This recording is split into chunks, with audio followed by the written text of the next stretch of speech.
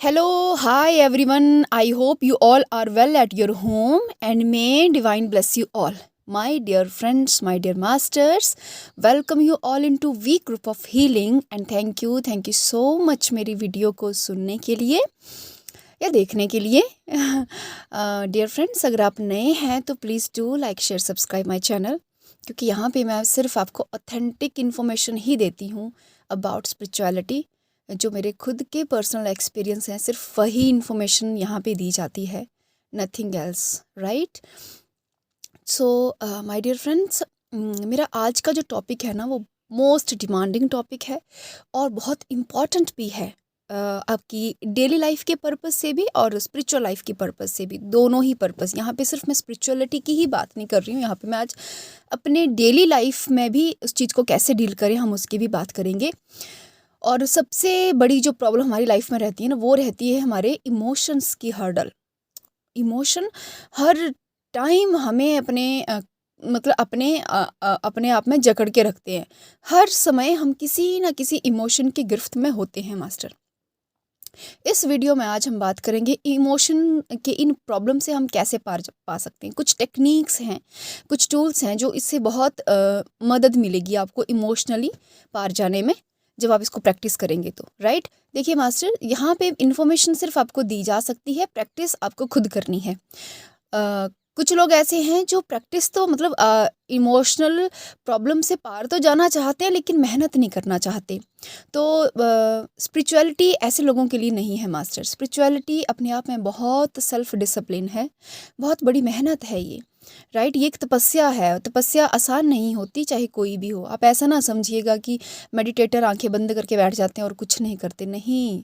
बहुत सी inner world से बहुत सी हर्डल सामने आती हैं, कोई इमोशनल, कोई मेंटल, कोई साइकोलॉजिकल, कोई थॉट प्रॉब्लम, सब से डील करना है। और इन सब हर्डल से डील करना इतना आसान नहीं होता मास्टर, ये बहुत बहुत बहुत बड़ी तपस्या है।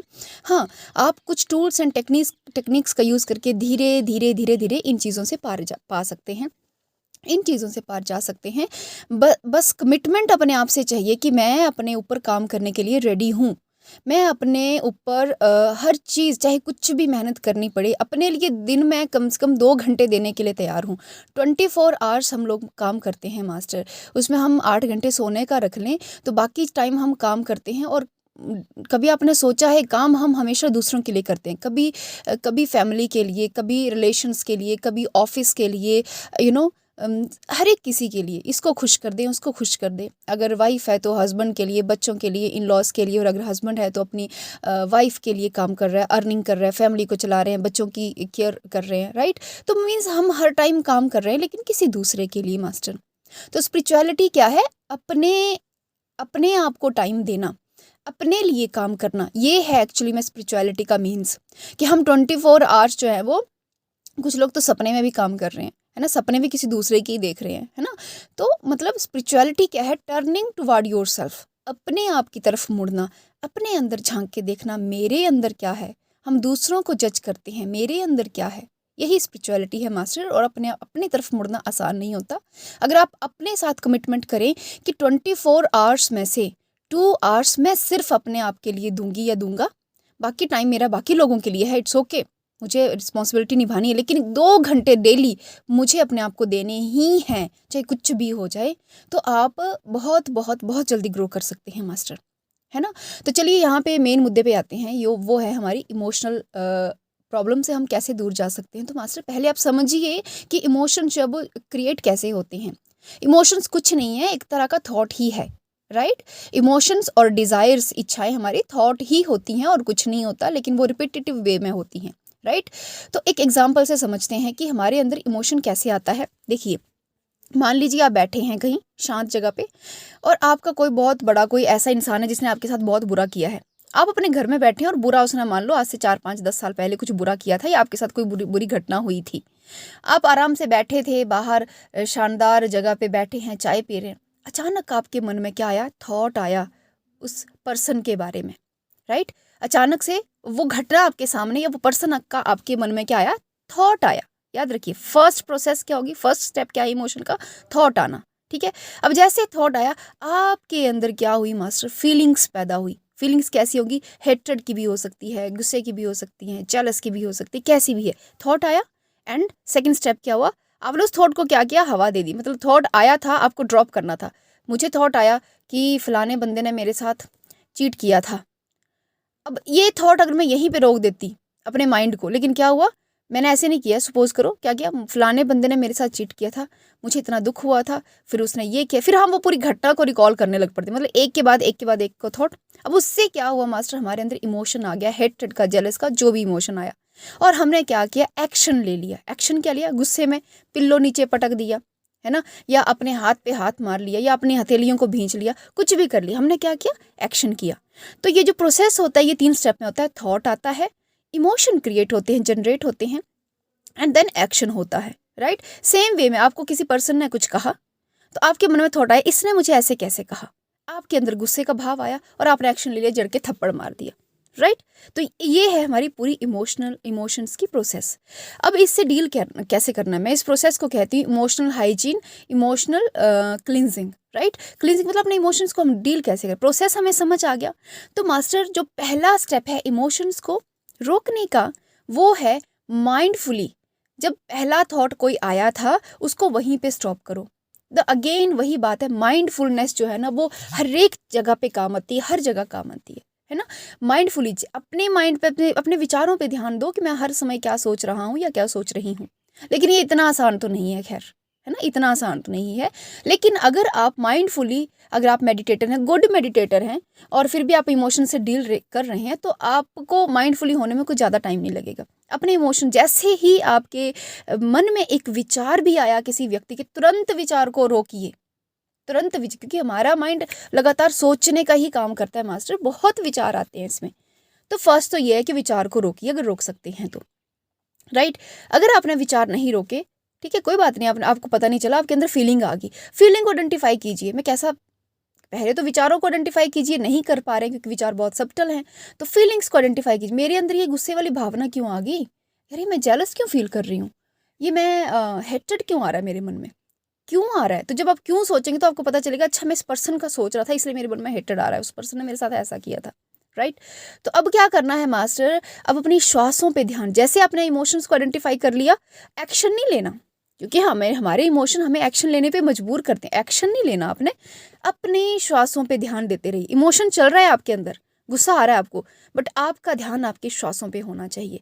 नॉर्मल सांस आपने ट्राई करनी है, यहाँ पे क्या करना है, अपना ट्राई करने की श्वास नॉर्मल, क्योंकि गुस्से में या इमोशन चेंज होने से हमारे श्वास की गति चेंज होती है। तो अपने श्वासों पे ध्यान दीजिए, उसको क्या कीजिए, नॉर्मलाइज करने की कोशिश कीजिए। इस प्रोसेस को हम कहते हैं इमोशंस को देखना। मतलब हम एक्शन नहीं ले रहे, इमोशन हमारे अंदर चल रहा है, हम एक्शन नहीं ले रहे, हम सिर्फ क्या कर रहे हैं, श्वास ले रहे हैं, श्वासों पे ध्यान दे रहे हैं, वो धीरे धीरे धीरे इमोशन जो है वो उसमें डिसॉल्व हो जाएगा, राइट। एक तो ये स्टेप है।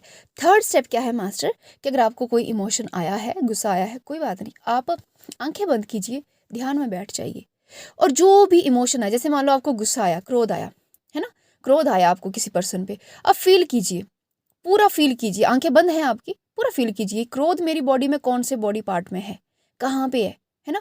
फिर और ऐसी इवेंट्स याद कीजिए जब आपको क्रोध आया था, किसी ने भला बुरा कहा था, किसी ने चोरी की थी, किसी ने मुझे गिराया था, वो सारी इवेंट्स को याद करते जाइए, अपने भीतर क्रोध को बढ़ने दीजिए और एक्शन नहीं लेना, आंखें बंद हैं आपकी, आप उन सारी इवेंट्स को, अब क्रोध को देखते जाइए, वो क्रोध एक बॉडी पार्ट से दूसरे, मतलब वो पूरी बॉडी में धीरे धीरे फैलने लग पड़े, क्योंकि आप क्रोध को क्या कर रहे हैं, याद कर रहे हैं, है ना, जो कुछ भी आपके साथ हुआ था वो पूरी बॉडी में फैलने लगेगा। अब जैसे पूरी बॉडी में फैलने लगे, अब क्या करना है, अपने चीज़ों को याद करना बंद करना है कि मुझे क्रोध कब कब आया था। अब आपने क्या करना है, सिर्फ आप हैं और क्रोध किन वजह से आया था वो सारी वजहों को साइड में कर देना, साइड में करो उनको, सिर्फ आप रह गए, आपका क्रोध रह गया।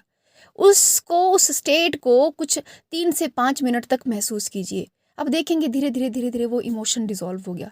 ये सेम टेक्निक, ये बहुत मोस्ट इफेक्टिव टेक्निक है, मैं मोस्टली इसी टेक्निक का यूज़ करती हूँ कि जब भी मुझे सपोज करो जेलस आया, हेटेड आया, मैं आंखें बंद करके बैठ के तुरंत वो सारी, कि कब कब मुझे जेलस, पहले कब, अब जेलस आई है, आज जेलस हुआ मुझे, पहले कब हुआ था, कॉलेज टाइम में हुआ था, स्कूल टाइम में हुआ था, बचपन में, वो सारे मैं एक बार जेलस को इकट्ठा कर लेती हूँ, राइट। अब जेलस जैसे सपोज करो इमोशन इकट्ठा हो गया, फिर क्या करना है, वो जो कारण थे जिस वजह से मुझे जेलस हुई थी, उन कारणों को मैंने क्या किया, रिमूव कर दिया, हटा दिया।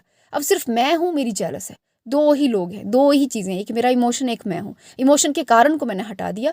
अब क्या होता है, उसको पूरी बॉडी में एक एक सेल में जब हम फील करते हैं, वो इमोशन धीरे धीरे धीरे धीरे क्या होता है, डिसॉल्व, क्योंकि हमने उसको क्या कर दी, मान्यता दे दी, हमने उसको एक एक्सेप्टेंस दे दी। जैसे ही हम इमोशन को एक्सेप्टेंस देते हैं, इमोशन डिसॉल्व हो जाता है मास्टर, है ना। ये मोस्ट इफेक्टिव टेक्निक है, आप करके देखिएगा।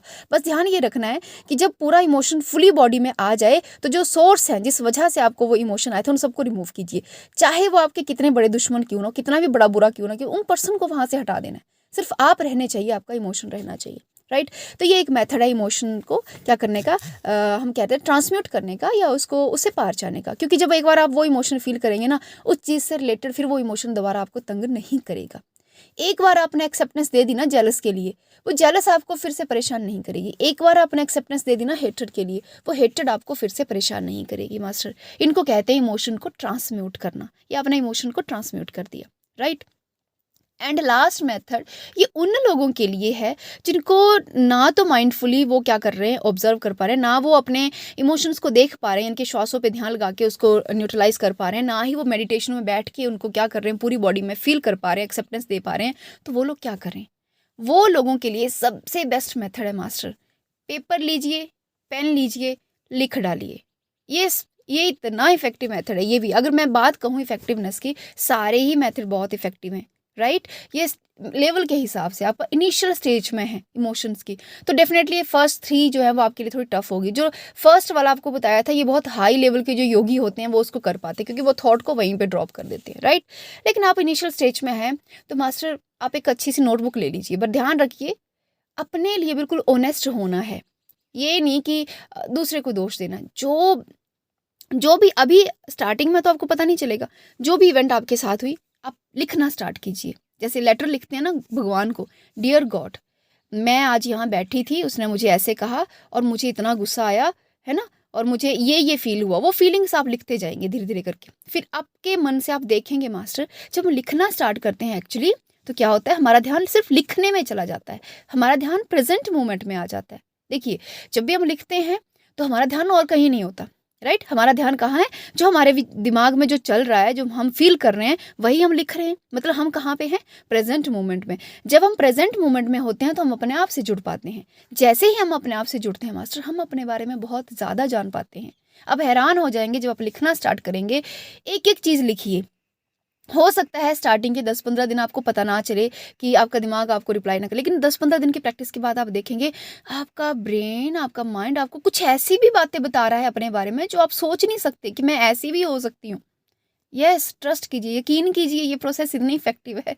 जब मैं कर रही थी तो आई रियलाइज़ कि ओ माय गॉड, दूसरों को दोष देना आसान है, लेकिन जब हम अपने भीतर के दोषों को पहचानते हैं तो ये कितना कितना अजीब हो जाता है, राइट। वो दोष भी हमें दिखने लगते हैं, अपने भीतर के दोष दिखेंगे, क्योंकि हम माइंडफुली क्या कर रहे हैं, डेली राइटिंग कर रहे हैं। तो पूरा लिख डालिए इवेंट कि मैं यहाँ गई थी, ऐसा था, वहाँ पे उस पर्सन ने ऐसे कहा, मुझे ये फीलिंग आई, ये फीलिंग। आपका मन फिर खुद ही पूछेगा तुम्हें ये फीलिंग क्यों आई, क्योंकि मुझे उस पर्सन ने ऐसे कहा था। अच्छा, तो उस पर्सन ने ऐसे कहा, लेकिन तुम्हें बुरा क्यों लगा, मुझे बुरा इसलिए लगा। फिर आपका माइंड खुद ब खुद क्वेश्चन भी खुद करेगा, आंसर भी खुद करेगा, क्वेश्चन भी खुद करेगा, आंसर भी खुद करेगा। ये होता है मास्टर, ये सबसे बेस्ट है जो इनिशियल स्टेज पे हैं। लिख डालिए, और आफ्टर दैट क्या कीजिए, जब वो पेपर पे आपने पूरा लिख लिया इवेंट, आप देखेंगे 20 से 25 मिनट लगेंगे। 20 से 25 मिनट माइंडफुली रहना, 20 से 25 मिनट एक पर्सन माइंडफुली रह रहा है, तो मतलब वो अपने अंदर बहुत डीप जा चुका है, राइट। लिखेंगे, आपको एक अनंत शांति का अनुभव होगा। अब उन पेजेस को लीजिए, अगर नोटबुक है तो उस पेजेस को फाड़िए, आप अपने हाथों में लीजिए, आंखें बंद करके, हे ईश्वर, ये मेरे भीतर की जो फीलिंग्स है, या मेरे भीतर का जो ये मेरी ईगो है, ये जो कुछ भी है मैंने पेपर पे उतार दिया है, आज से मैं इन्हें अपने भीतर से निकालता हूँ, है ना। ऐसे करके आप या तो उन पेपर को फाड़िए, छोटे छोटे पीसेस में फाड़िए। जब फाड़ेंगे तो पूरा फील करना है उसको, जो आवाज़ आती है ना पेपर के फटने की, वो फील करनी है। फील करके उसको डस्टबिन में डाल दीजिए, नहीं तो आप जला भी सकते हैं, ये डिपेंड। अब ये ना कहिएगा कि ये अमावस्या पे करें कि पूर्णिमा पे करें, डेली कीजिए, डेली कीजिए। ये रिचुअल इतनी इफेक्टिव है। आप जब ये स्टार्ट करेंगे लिखना, तो हो सकता है कि 1.5-2 महीने में ही आपको अपने बारे में इतना गहराई से पता चले, और आप फिर दूसरों को दोष देना छोड़ देंगे। ट्रस्ट में, आप दूसरों को दोष देना छोड़ देंगे, आपको चीज़ें समझ आने लगेंगी। मास्टर, मैंने स्टार्टिंग में ही इस वीडियो के कहा था कि स्पिरिचुअलिटी जो है बहुत बड़ा सेल्फ डिसिप्लिन है। अपने लिए टाइम दीजिए। जब आप अपने अपने आप के लिए समय देंगे, डेली ये सारी प्रैक्टिसेस आप करेंगे, सब कुछ इकट्ठा ना कीजिए। एक चीज़ ये, एक चीज़ को पकड़िए। मैं हफ्ता 10 दिन या महीना सिर्फ ये प्रैक्टिस कर रही हूँ, फिर महीने बाद मैं ये प्रैक्टिस करूँगी, ये करूँगी। आप धीरे धीरे स्टेप वाइज स्टेप ग्रो कीजिए। अब ये मत कीजिए कि अब सिर्फ 2 घंटे दीजिए, 2 घंटे से ज़्यादा देना ज़रूरी नहीं है ना। 2 घंटे, क्योंकि और भी काम करने हैं आपको, राइट। फैमिली को भी देखना है, रिस्पॉन्सिबिलिटीज़ भी हैं, बहुत कुछ है, राइट। तो 2 आवर्स इनफ, लेकिन 2 आवर्स मीन्स 2 आवर्स, राइट। और उसमें प्रैक्टिस सिंसियरिटी से, जो लास्ट वाली रिचुअल है जिसमें हम कागज़ पर लिखते हैं, उसमें मास्टर ऑनेस्ट होना बहुत ज़रूरी है। जो भी फीलिंग आपके भीतर से आ रही, जो भी माइंड आपका कह रहा कि देखो तुम ना बहुत ईगोइस्टिक हो, तो वो लिखो कि हाँ मैं ना बहुत ईगोइस्टिक हूँ। तुमने भी तो उस समय पे किसी को चीट किया था, तुमने भी तो किसी का ट्रस्ट तोड़ा था। तो वो सब चीज़ें माइंड कहता है, उसको लिखिए। ये नहीं कहना कि नहीं नहीं नहीं मैं ऐसा नहीं कर सकती, नो नो, लिखिए। क्योंकि वो पेपर आपने किसी को पढ़ाना थोड़ी है, वो आपका आईना है, राइट। तो ऐसा जब करेंगे मास्टर, इससे धीरे धीरे धीरे क्या होंगे, आपके इमोशंस की आपको समझ आने लगेगी। माइंडफुलनेस की तो प्रैक्टिस होगी ही, क्योंकि लिखने के टाइम हम क्या है, प्रेजेंट मोमेंट में है। ये बहुत अच्छी टेक्निक है, राइट। तो आई होप आपको ये टेक्निक्स एंड टूल्स अच्छे लगे होंगे, राइट। सो यदि किसी का और भी कोई क्वेश्चन है तो प्लीज़ पूछिएगा ज़रूर। And thank you once again देखने सुनने के लिए, right. Thank you so much masters, thank you.